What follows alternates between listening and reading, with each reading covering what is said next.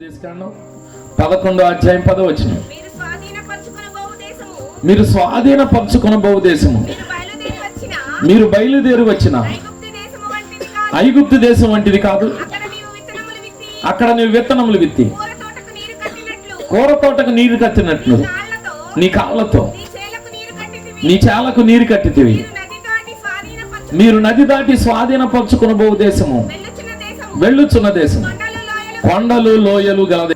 అయితే ఇక్కడ మనం గమనించగలిగితే దేవుడు చెప్పే ప్రతి మాట భూత భవిష్యత్తు వర్తమాన కాలాలకి వర్తిస్తుంది. అందరూ మాటల మీద శ్రద్ధగా ఉండండి. అది రెండంచుల ఖడ్గం. వాస్తవానికి అక్కడ మాటని మనం అర్థం చేసుకోగలిగితే ఆ మాటలో ఉన్న అర్థం ఏంటి? ఆ ఐగుప్తు దేశంలో వీళ్ళకి పంటలు ఎలా వచ్చాయి? కష్టపడితే వచ్చాయా, సులువుగా పంట దొరికేదా? మాట్లాడచ్చు, పర్లేదు. ఆ మాటను అర్థం చేసుకోండి. వాళ్ళ కష్టాలు ఇవన్నీ నేను మిమ్మల్ని అడగట్లా. అక్కడ మీరు కష్టపడితే వచ్చేది అనడానికి కుదరదు. ఎందుకు కుదరదంటే వీళ్ళు ఎప్పుడు వెళ్ళినా కాళ్ళతో నీరు మడికట్టి పంటలు పండించుకున్న వాళ్ళు. అక్కడ మాట అదే ఉంది అక్కడ, అంతేనా కాదా? చదవం మళ్ళీ ఒకసారి. లేకపోతే అక్కడ నీవు విత్తనములు విత్తి కూర తోటకు నీరు కట్టినట్టు నీ కాళ్ళతో నీ చాలకు. అంటే కష్టమైన సేద్యం చేశాడా? ఈజీ సేద్యం అది. కాళ్ళతో నీళ్లు పెట్టాడు. ఇప్పుడు అర్ధరాత్రిలైనా కాళ్ళతో నీళ్లు పెట్టి వచ్చేయచ్చు, పట్టపగలు వెళ్ళైనా సరే. ఈయన పని చూసుకుని వెళ్ళి ఆయన కూర తోటకి నీళ్లు పెట్టినట్లు తన పంట పొలానికి ఏం పెట్టచ్చు? నీరు పెట్టచ్చు. ఇది కష్టం అంటారా, ఈజీ అంటారా? అందరూ అర్థం చేసుకోండి. నెక్స్ట్ ఇంకోటి చెప్తున్నాడు ఆయన, నువ్వు స్వాధీనపరచుకోవడానికి వెళ్ళే దేశం అదేంటిది? కొండలు లోయలు గల దేశము, అది ఆకాశ వర్ష జలము త్రాగును. ఈ మాట కష్టం అంటారా? ఈ పంట కష్టం అంటారా, ఈజీ అంటారా? అందరూ అర్థం చేసుకోండి. మీకు ఆల్రెడీ ఇక్కడ ఐగుప్తు గురించి మాట్లాడాడు, ఇక్కడ దేవుడు భవిష్యత్తు గురించి మాట్లాడుతున్నాడు. ఐగుప్తు గురించి మాట్లాడుతూ ఆయన చెప్పిన మాట ఏంటంటే, ఆయన చెప్పిన పదం ఏంటంటే, నువ్వు కూర తోటకి నీరు కట్టినట్లు కాళ్ళతో నీరు కట్టి నువ్వు పంటను కోసుకున్నావు అక్కడైతే. కానీ ఇప్పుడు నెక్స్ట్ నువ్వు ఎదురు వెళ్ళే దేశం, అక్కడ పంట ఎలాంటిదంటే ఏంటిది? కొండలు లోయలు గల దేశం, ఆకాశ వర్ష జలం త్రాగును. అంటే నీ కాళ్ళతో నీరు కడతాం కాదు, నువ్వు ఆకాశం వెంక చూసి అది ఎప్పుడు వస్తుందో అప్పుడు పట్టుకోవాలి. అది రాకపోతే ఆ నీటి కొరకు ఏం చేయాలి? ఎదురు చూడాలి. కష్టమా కానా, నష్టమా లేకపోతే సులువు అంటారు ఈ పంట? ఏది కష్టమైన పంట? నువ్వు ఎదుర్కొనే దేశం ఎటువంటి పంట? కొండలు లోయలు గల దేశం, అది ఆకాశ వర్ష జలం తాగుద్ది. ఒకవేళ ఆకాశం వర్షించలేదనుకో పంటలు అనేవి పండవు. అదే గతించిన దేశం అయితే కాళ్ళతో నీళ్లు పెట్టుకున్నాం, పంటలు సమృద్ధిగా పండింది. అక్కడ చెప్పిన వెర్షన్ అర్థమైంది కదా? ఇప్పుడు మన దగ్గరికి వద్దాం. గతించిన రోజుల్లాగా మనకి ఏ భవిష్యత్తు రోజు ఉంటుంది అంటారా? ఒకసారి ఆలోచించండి. కొత్త జీవితాలు కొత్త మలుపులు తిరుగుతున్నాయి. ఎలా ఎదుర్కోవాలో కూడా తెలియని పరిస్థితి. ఇక్కడ మీరు గమనించగలిగితే ఆకాశ వర్ష జలం అది త్రాగుద్ది. అందరూ అర్థం చేసుకోండి. అంటే ప్రతిరోజు దేని కొరకు ఎదురు చూడాలి? రేపటి రోజు అయితే ఆకాశం వంక ఎదురు చూడాలి. ఆకాశం వేసే ఆ వర్షం మనకి ఎప్పుడు అవసరమో ఆ టయానికి వర్షం కురిస్తే పంట పండుద్ది, లేకపోతే నష్టపోతాం. దేవుడు చెప్పిన మాటే, పాత నిబంధనలో చెప్పాడు ఈ మాటని. అయితే గతమైతే ఈ పరిస్థితి ఉందా? మన జీవితాలు కూడా ఆలోచించుకోండి. ఎంత స్వేచ్ఛ స్వాతంత్రంతో. బైబిల్లో ఒక మాట ఉంటుంది, మత్తయి సువార్త 6వ అధ్యాయం 34వ వచనం. రేపటిని గూర్చి చింతించొద్దు, రేపటి దినము దాని సంగతుల గురించి చింతించును, ఏనాటి కీడు ఆనాటికే. అంటే రేపటి కీడు, రేపటి సమస్యలు ఉన్నట్ట లేనట్ట చెప్పాలి? ఉన్నట్టే. ఈ రోజుకి ఈ రోజు జీవించుచున్నామన్న పేరుంది, కానీ మనం ప్రతి క్షణం మృత్యువుతో పోరాడాల్సిందే. నా ప్రతి మాటని మీరు అర్థం చేసుకోవాలి. జీవించుచున్నామన్న పేరు మనకు ఉంది, కానీ ప్రతి క్షణం ఎవరితో పోరాటం? చావుతో పోరాడాల్సిందే. చావుతో పోరాడి కాబట్టి, విజయోత్సవంతో ఉన్నాం కాబట్టి మనం అందరం సజీవుల సంఖ్యలో ఉన్నాం. మనలో ఉంటాయి కదా తెల్ల రక్త కణాలని, ఎర్ర రక్త కణాలని.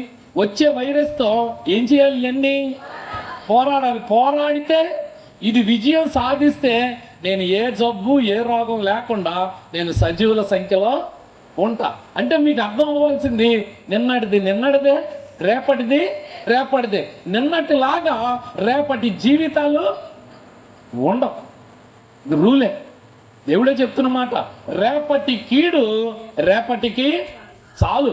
కాలాలు మారుతున్నాయి, సమయాలు మారుతున్నాయి, కానీ మన పరిస్థితులు కూడా మారుకుంటూ అంతకు ముందున్న జీవితాల్లాగా భవిష్యత్తు జీవితాలు ఏ ఒక్కరికి ఉండవు. ఉంటుందంటారా? ఉండదు. నిన్నటిదే మంచిది ఈ రోజు కన్నా. అర్థమవుతుందా? రేపటికి వెళ్ళామనుకోండి, ఏది మంచిది? ఈ రోజు మంచిది. ఎప్పటికప్పుడు రేపటి రోజు కష్టమే. ప్రతిరోజు దేవుడు చెప్పిన మాట కూడా అదే. నువ్వు ఏం చేస్తున్నాడు?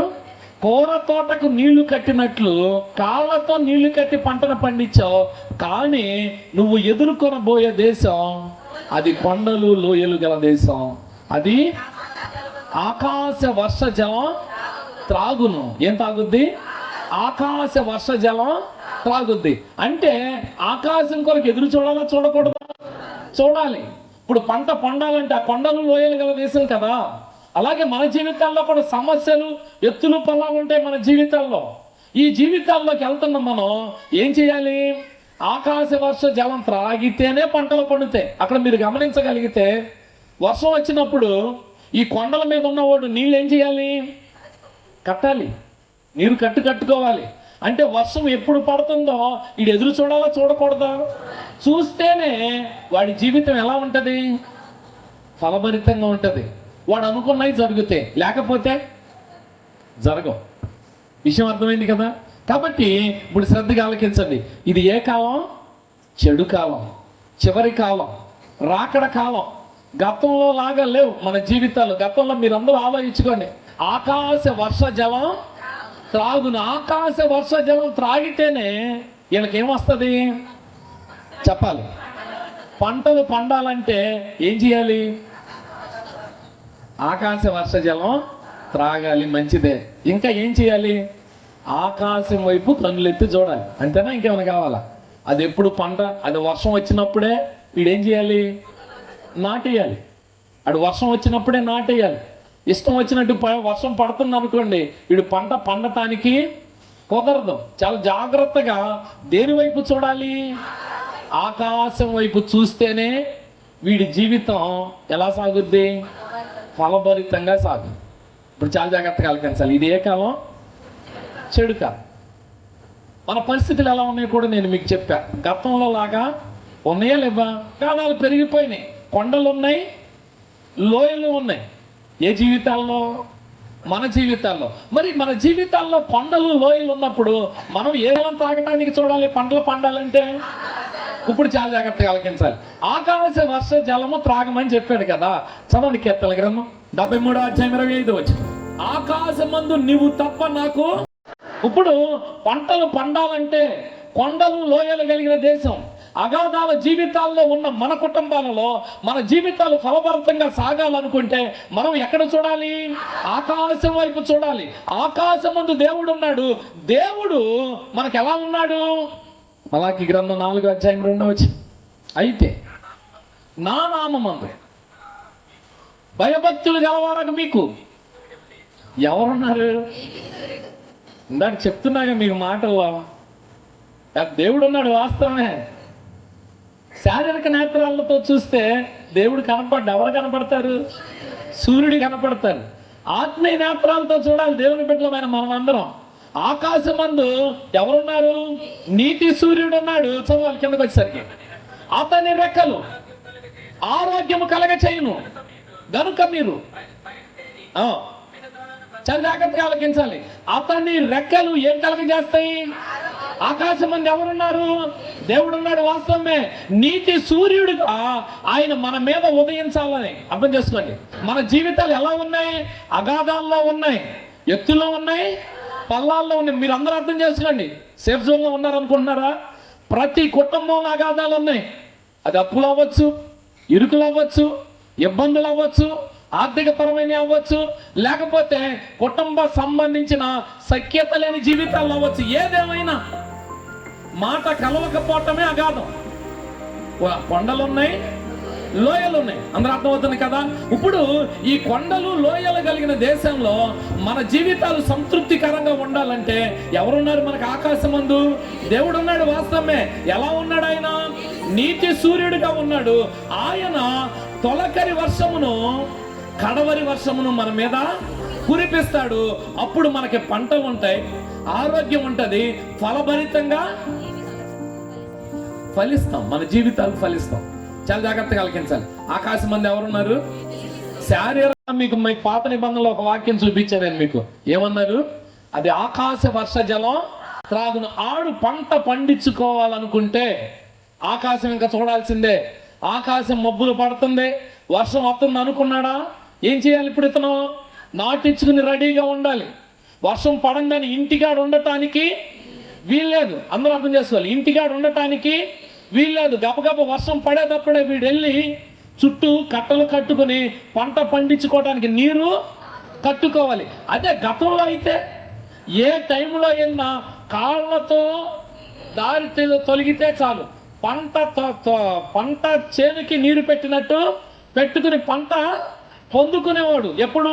అది గతం. ఇప్పుడు నెక్స్ట్ లెవెల్ ఏంటి వచ్చేది? నువ్వు ఎదుర్కోబోయే దేశం ఎటువంటిది? కొండలు అంటే సమస్యల మధ్యనే మనం బ్రతుకుతున్నాం. ఎవరికన్నా అనారోగ్యం లేకుండా ఉన్నారా లేరా? అందరికీ అనారోగ్యమే. ఏంటి ఉద్దేశం? ఇప్పుడు నీతి సూర్యుడి ఉదయ కాంతిలో ఉన్నావా లేవా? లేం. ఇర్మియా గ్రంథం 5:24 తొలకరి వర్షము, కడవరి వర్షము దాని కాలమున కురిపించువాడు కదా. ఏం చేస్తాడు ఆయన? కడవరి వర్షమును, తొలకరి వర్షమును ఏం చేస్తాడు ఆయన? అంటే మనకి ఏ టయానికి ఏది కావాలో ఆయన ఇస్తాడు. ఇవ్వడా? ఎవరి వైపు చూడాలి? నీతి సూర్యుడి వైపు చూడాలి. మనం ఆకాశం వైపు చేతులెత్తి చూడగలిగితే ఎవరున్నారు అక్కడ? నీతి సూర్యుడు ఉన్నాడు. ఆయన రెక్కల నీడన ఏమొస్తుంది? మనకి ఆరోగ్యం వస్తుంది. ఆయనకి అన్నీ తెలుసు కాబట్టి ఏమిస్తాడు ఆయన? కడవరి వర్షమును, తొలకరి. అంటే నీకు ఏది కావాలో అది నీకు ఇచ్చి ఫలభరితంగా చేయగలుగుతాడు. ఏ పరిస్థితుల్లో నీ జీవితం అగాధాల్లో ఉన్నా, శ్రమలలో ఉన్నా, సమస్యలలో ఉన్నా, ఇరుకులు ఇబ్బందులలో ఉన్నా నువ్వు చేయాల్సిందేంటి? విలాప వాక్యాలు 3:41 దేవుని తట్టు ఏమెత్తాలి? హృదయమును, మన చేతులను ఎత్తాలి. ఎత్తుతారా ఈ సంవత్సరం? చెప్పాలండి, ఎత్తుతారా ఎత్తరా? ఎత్తకపోతే నేను ఇందాక ఆల్రెడీ చెప్పా, ఆకాశ వర్ష జలం తాగుతుంది కొండలు లోయలు కలిగిన దేశం. తాగేటప్పుడు ఆ ఆకాశం వైపు చూడకుండా, ఆకాశాన్ని గమనించకుండా ఉంటే పంట చేతికి వస్తుందా? రాదు. ఇది సుస్పష్టం. ఇప్పుడు మనం కొత్త జీవితంలోకి వెళ్తున్నాం. మనం ఏం చేయాలి? ఆకాశం ఎత్తు, హృదయాన్ని ఎత్తాలి. ఎత్తుతారా ఎత్తరా? ఎత్తేవాళ్ళు ఎంతమంది? విలాపవాక్యాలు 2:18 జనులు హృదయపూర్వకముగా ఏం చేయాలి? ఏమి ఇందాక మనం చెప్పుకున్నదైతే మీరు చేతులో చెప్తున్నారు. చేతులు అవసరమే, కానీ దేవుడికి కావాల్సింది ఏంటిది? హృదయం. ఈ రోజున హృదయాన్ని ఇవ్వటల్లా చేతులు ఇచ్చేవాళ్ళు చాలా మంది ఉన్నారు. హృదయం ఏమో ఆ కొండల మీద, లోయల మీద ఉంటుంది మన ధ్యాస. కాబట్టి చాలా జాగ్రత్తగా ఆలకించాలి. హృదయపూర్వకముగా యెహోవాకు మొర్రపెట్టుదురు, సియోను కుమారి ప్రాకారమా. చాలా జాగ్రత్తగా ఆలకించాలి. ఏమంటున్నాడు ఆయన? సియోను కుమారి ప్రాకారమా. ఏమంటున్నాడు ఆయన? ప్రాకారమా అంటున్నాడు. ఎవరిని ప్రాకారమా అన్నాడు? సియోను కుమారిని ప్రాకారమా అని పిలిచాడు దేవుడు అక్కడ. ఏమని పిలిచాడు? ప్రాకారం అని పిలిచాడు దేవుడు అక్కడ. ప్రాకారం అని పిలవటానికి ఈ సియోను కుమారికి ఉన్న అర్హత ఏంటో తెలుసా? హృదయపూర్వకముగా ఆకాశం వైపు 2 చేతులు పెట్టి మొర్ర పెట్టింది. ఏం చేసింది? 2 చేతులు లేపి హృదయపూర్వకంగా మొర్ర పెట్టింది. కాబట్టి ఈమెని దేవుడు ఏమని పిలుస్తున్నాడు? సియోను కుమారి ప్రాకారం అని పిలిచాడు. ప్రాకారం అంటే ఏంటి? ప్రాకారం నా ఇంటికి ప్రాముఖ్యం. గతంలో రాజులు పరిపాలించిన పట్టణానికి చుట్టూ ఏముంటది? ప్రాకారం ఉంటుంది. ప్రాకారం ఉంటే శత్రువు ఎవడు రాగలడా? రాలేడా? ఎవడు రాలేడు. ప్రాకారం గట్టిగా ఉండగలిగితే నిశ్చింతగా పడుకోవచ్చు. ప్రాకారం లేకపోతే భయమే. ఇప్పుడు మీ అందరికీ కొత్త సంవత్సర సందర్భంగా చెప్తున్న మాట ఒకటే, సియోను కుమారిలాగా హృదయపూర్వకముగా 2 చేతులు లేపి ఆకాశము తట్టి ఎత్తి మొర్ర పెట్టే నువ్వు నీ కుటుంబానికి ప్రాకారం లాగా ఉంటావు. ఇక్కడ దేవుడు చెప్తున్నాడు, కొత్త సంవత్సరం సందర్భంగా దేవుడు చెప్తున్న మాట ఒకటే, సియోను కుమారుని ఏమన్నాడు? ప్రాకారం అన్నాడు. ఏంటి ప్రాకారం అంటే? దాని అర్థం, ఆమె హృదయపూర్వకముగా 2 చేతులు ఆకాశము తట్టి ఎత్తి ప్రార్థన చేసింది కాబట్టి ఆమె ప్రాకారం అయ్యింది. స్త్రీలందరికీ చెప్తున్నా, పురుషులకు కూడా చెప్తున్నా, మీరు 2 చేతులు లేపి మీరు మొర్ర పెట్టగలిగినప్పుడు, ఎలా? హృదయపూర్వకంగా మొర్ర పెట్టగలిగినప్పుడు మీరు మీ కుటుంబానికి ప్రాకారం లాగా ఉంటారు.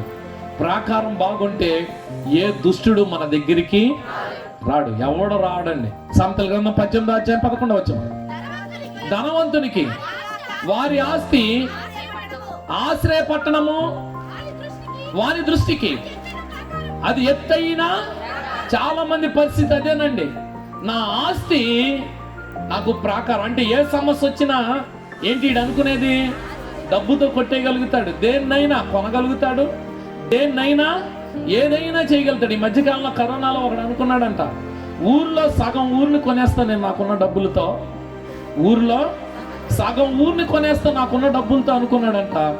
కరోనాకి ఆక్సిజన్ కొనలేక చచ్చిపోయాడంటాడు. అందరూ అర్థం చేసుకోండి, ఏం కొనలేక? ఆక్సిజన్ కొనలేక చచ్చిపోయాడంట. ఎవరు? ధనవంతుడే. వాడి ఆలోచనలు ఎలా ఉంటాయి? నా ఆస్తి నాకు ప్రాకారం వంటిది, నాకు ఆశ్రయపట్నం అనుకుంటాడు. మీరు అలా అనుకోబాకండి. మన ఆస్తులు మనకు అక్కడికి రాదు. మన కుటుంబం, మన బంధం, మన బలగం, మన బలం మనకి అక్కడికి రాదు. అర్థమవుతుంది కదా? ఇప్పుడు నిన్ను, నీ కుటుంబాన్ని, నన్ను, నా కుటుంబాన్ని కాపాడాలనుకుంటే ఇప్పుడు ఏది ప్రాకారంగా తయారవ్వాలి? మనకి చెప్పాలి, ప్రార్థనే ప్రాకారం. ఏంటిది? ప్రార్థనే ప్రాకారం. ఆ ప్రార్థన ఎలాంటిదై ఉండాలి? హృదయపూర్వకమైనదై ఉండాలి. ఇంకా ఎలాంటిదై ఉండాలి? 2 చేతులు లేపి ఆకాశం వైపు తట్టి నువ్వు ప్రార్థన చేయగలిగితే ఆయన రెక్కల నిండా నీకు ఆరోగ్యం వస్తుంది. ఇంకా తొలకరి కడవరి దీవెన వర్షాలతో నిన్ను నింపి నడిపిస్తాడు ఆయన. మరి ఆ ప్రాకారాన్ని ఆశ్రయిస్తావో, నీ డబ్బుని, నీకున్న అహంకారాన్ని ఆశ్రయిస్తావో నీ ఇష్టం. ఈ కొత్త సంవత్సరంలో నష్టపోవద్దే ఒక్కరు. అర్థమవుతుందా? నేలను విడిచి సాము చేస్తే ఎందుకు పనికిరాం. దేవుడు చెప్తున్న మాట అదే. నీతి సూర్యుడు మన కొరకు ఉన్నాడు ఆకాశంలో. ఆయన రెక్కల నీడన మనకేమొస్తుంది? ఆశ్రయం కలుగుద్ది, ఆరోగ్యం వస్తుంది, మన అవసరాలు తీరతాయి. కాబట్టి ఆయన అవసరానికి మనకి ఏది ఇవ్వాలో ఆయనకి తెలుసు కాబట్టి ఆయన ఇస్తేనే మనకు జరుగుతాయి. కాబట్టి మనం చేయాల్సింది ఒకటే. ఏం చేయాలి? అందరూ మాట్లాడండి, ముగిస్తా. హృదయపూర్వకముగా 2 చేతులు లేపి ప్రార్థన చేయాలి, ఆకాశము తట్టు ఎత్తి. ఇది మీరు చేయగలిగితే మీరు మీ కుటుంబానికి ఎలా తయారవుతారు? ప్రాకారం లాగా తయారవుతారు. కాబట్టి ఈ కొత్త సంవత్సరం సందర్భంగా ఎలా తయారవుదాం? మనం ప్రాకారం లాగా తయారయ్యామనుకోండి. అందరూ అర్థం చేసుకోండి. ప్రాకారం లాగా తయారయ్యామనుకోండి. 2 ఎగ్జాంపుల్ ఇస్తా. దానియేలు ప్రాకారం లాగా తయారయ్యాడు. ఆయన ప్రార్థన చేసాడా? చేయలేదా? ఇప్పుడు ఆయన శత్రువులు వచ్చారా? రాలేదా? శత్రువులు చంపటానికి వస్తే ఏం జరిగింది? వాళ్ళు కట్టిన ప్రాకారాలు పడిపోయినాయి. ఈయన చుట్టూ ప్రాకారం ఉంది. ఎంత ప్రాకారం అంటే సింహాల గుహలోకి వెళ్ళిన సింహాలు కూడా ముట్టుకోలేనంత ప్రాకారం ఉంది. ఎవరి చుట్టూ? దానియేలు చుట్టూ. అర్థమవుతుందా? మనకు అవి కనపడవు, ఆ ప్రాకారాలు మనకు కనపడవు. ఆయన చుట్టూ సింహాలన్నీ చుట్టూ ఉన్నాయి. ఈయన సేఫ్ జోన్ లో ఉన్నాడంటే ఆయన చుట్టూ ఏ ప్రాకారం ఉంది? ప్రార్థన అనే ప్రాకారం. ఆయన చేశాడా? చేయలేదా? ఎన్నిసార్లు చేశాడు? రోజుకి 3 మార్లు చేశాడు ప్రార్థన. కాబట్టి ఆ ప్రాకారం చుట్టూ ఉంది కాబట్టి సింహాలు ఏం చేయలేకపోయినాయి. ఈయన సేఫ్ జోన్ లోకి వెళ్ళాడు. ఈ ఎగ్జాంపుల్స్ లో నీకేమర్థం అవ్వాలి? మనం కూడా ప్రార్థన చేస్తారా? చేయరా? శద్రకు మేషకు అబేద్నెగో ఉన్నాడు. ఆయన కూడా అగ్ని కీలల్లోకి వెళ్ళాడా? వెళ్తే ఏం జరిగింది? నాలుగో వాడిగా ఉన్నాడు, అది వాస్తవమే. ఏం జరిగింది? అగ్ని కీలలో ఉంటే ఈయన చుట్టూ ఒక ప్రాకారం ఉంది. ఎవరి చుట్టూ? షద్రకు, మేషకు, అబేద్నెగో చుట్టూ ఒక ప్రాకారం ఉంది. ఈ ప్రాకారం ఈ లోకంలో వచ్చే శ్రమల్ని వీళ్ళని అంటకుండా కాపాడిందా, కాపాడలేదా? చెప్పాలి. ఇప్పుడు మనకి ఈ లోకంలో ఎన్నో శ్రమలు ఉండొచ్చు, ఇరుకులు, ఇబ్బందులు ఉండొచ్చు. అన్నిటి నుంచి నువ్వు తప్పించుకోవాలనుకుంటే ఇప్పుడు నీకు కావాల్సిందేంటి? ఏ ప్రాకారం? ప్రార్థన అనే ప్రాకారం. రోషం తెచ్చుకోండి. ప్రతిరోజు టైం పెట్టుకోండి. నీ కుటుంబానికి కావాల్సింది ప్రాకారం. ఏ ప్రాకారం? ప్రార్థనా ప్రాకారం. స్త్రీలు, పురుషులు ప్రతి ఒక్కరు ఆలోచించండి. డబ్బు ఉంది కదా, బలగం ఉంది కదా, జ్ఞానం ఉంది కదా అని అనుకోపాకండి. ఏది అక్కడికి రాదు. అన్నీ ఒకరోజు వదిలి అన్నీ వెళ్ళిపోతాయి. మనకి ఏది అక్కర రాదు. శ్రమల్లో, శోధనల్లో, ఇరుకుల్లో, ఇబ్బందుల్లో నిన్ను సేఫ్ జోన్లో నిలబెట్టేది ఒకటే, ప్రార్థనా ప్రాకారం. అందరూ అర్థం చేసుకోండి. ఏంటిది?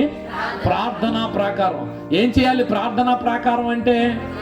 ప్రతిరోజు హృదయపూర్వకముగా 2 చేతులు ఆకాశము తట్టు ఎత్తి నీతి సూర్యుడు వైపు, ఆయన కురిపించే వర్షము వైపు, ఆయన కలగజేసే ఆరోగ్యం వైపు ఎదురు చూసి మీరు ప్రార్థన చేయగలిగితే నీ చుట్టూ ఏముంటది? ప్రాకారం. ఈ ప్రాకారం ఏం చేద్ది? ఈ లోకంలో ఎన్ని అగాధాలు ఉండొచ్చు, ఎన్ని శ్రమలు ఉండొచ్చు, ఎన్ని ఉప్పెనలు ఉండొచ్చు, ఎన్ని తుఫానులు ఉండొచ్చు, ఎన్ని వరదలు ఉండొచ్చు, ఎటువంటిది వచ్చినా అది నిన్నంటదో నీ మీదగా వెళ్ళిపోద్ది. ఎందుకంటే నువ్వేం కలిగి ఉన్నావు? ప్రాకారం కలిగి ఉన్నావు. ఏ ప్రాకారం అది? ప్రార్థనా ప్రాకారం. చేస్తారా, చేయరా? చెప్పాలి. ఎవరెవరు చేస్తారు? ఈ సంవత్సరం మొత్తం 4 రోజులు కాదు. అట్టి బాధ్యత దేవుడు మనందరికి అనుగ్రహించను కాక. అందరి మోకాళ్ళ మీద ఉండి ప్రార్థన చేద్దాం.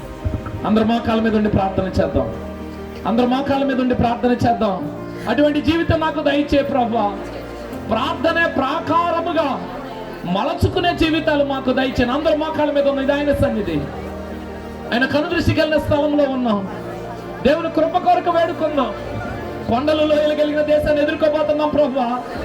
కొండలు, లోయలు కలిగిన దేశంలోకి అడుగు పెట్టాం ప్రభువా. ఆకాశ వర్ష జలం వైపు, నీతి సూర్యుడి వైపు చేతులెత్తి ప్రార్థించే ప్రార్థనా జీవితం నాకు దయచేయమని అందరూ నోరిపించేద్దామండి. ప్రార్థన నోరపండి, ప్రార్థనలో నోరపండి, ప్రార్థనలో అందరూ నోరపాలి, ప్రార్థనలో.